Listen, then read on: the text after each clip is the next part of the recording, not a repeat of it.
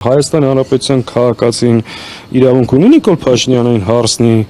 Թուրքիայում ինչ ես բանակցում, ինչ առևտրի մեջ ես, այս 5000-ամյա ժողովրդի ճակատագիրն ես որոշում, իրավունք ունի հավաքվելու եւ բացատրություն պահանջելու։ Ինչա նշանակում է հասարակական կարգի խախտում, այս ամբողջ, չգիտեմ, նախագահական ազգային ժողով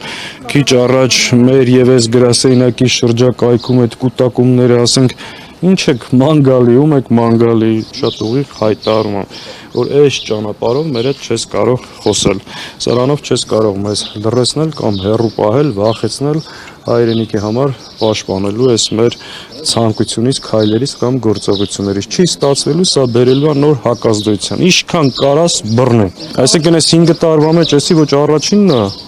ոչ մեջտեղինն է, ոչ էլ վերջինն է, թե ոստիկանությունը, դատախազությունը, ազգային անվտանգությունը հետաքրքրված են մեր երկրի սահմանադրական կարգով եւ հասարակական կարգի պահպանմամբ, ապա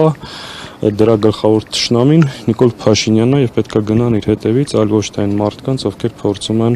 պայքարել իրենց հայրենիքի եւ ժողովրդի իրավունքների համար։